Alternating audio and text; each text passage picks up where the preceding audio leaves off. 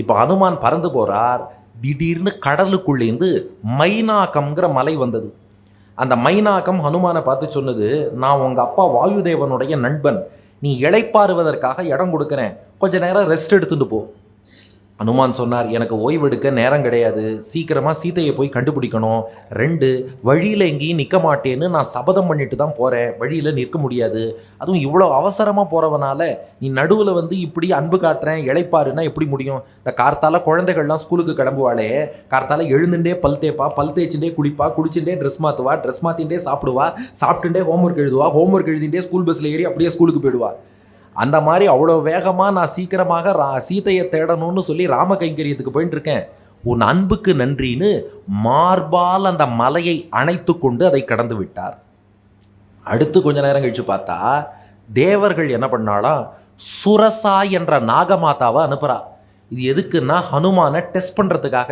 என்னமோ பெரிய வீரன்கிறானே, இவனால் உண்மையாகவே இவ்வளோ பெரிய காரியத்தை செய்ய முடியுமா, சோதிச்சு பார்ப்போம். அதுக்காக சுரசாங்கிற நாகமாதா அவள் என்ன பண்ணா, ஒரு அரக்கி வேஷத்தில் வந்து பெருசாக வாயை பிளந்து அனுமானை பார்த்து, இந்த வழியாக யார் போனாலும் என் வாய்க்குள்ளே போகணும், இது பிரம்மா கொடுத்த வரம், அதை மீறி என் வாய்க்குள்ளே போகாமல் நீ போகப்படாதுன்னா.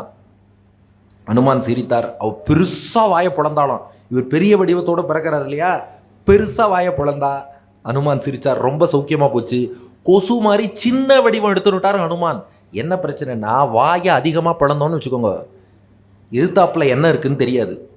வாயை அதிகமாக திறந்துட்டோன்னா கண்ணு எதிர்த்தாப்பில் என்ன இருக்குது இப்போ ட்ரை பண்ண வேண்டாம், கொசு உள்ளே போய்டும். அப்புறம் அனுமான் பெருசாக வாயை பிளந்தாவோ கொசு மாதிரி சின்ன வடிவம் எடுத்துட்டார். வாய்க்குள்ளே போயிட்டு வெளியில் வந்து வானத்தில் நின்று போயிட்டு வரேன்னார். அவ சொன்னா, என் வயத்துக்குள்ளேயே போகலையேன்னா. ஹனுமான் சொன்னார், உன் வாய்க்குள்ளே போகணும் தானே பிரம்மா வரம் கொடுத்தார், வயத்துக்குள்ளே போகணும்னு கொடுக்கல, உன் வாய்க்குள்ளே போயிட்டு வந்துட்டேன்னு தாண்டி போனார். அப்பா நீ கெட்டிக்காரன் தான்.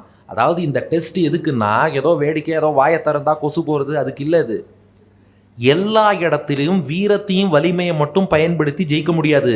புத்தியை பயன்படுத்த வேண்டிய இடத்துல புத்தி சாதுரியத்தை பயன்படுத்தணும். அதை பண்ணி காமிச்சிருக்கார் ஹனுமான். அப்போ அன்பால் வந்த தடையை அன்பால் அணைத்து கொடுத்தே ஜெயிச்சுட்டார். அமரர்கள் அனுப்பிய தடையை அறிவால ஜெயிச்சுட்டார்.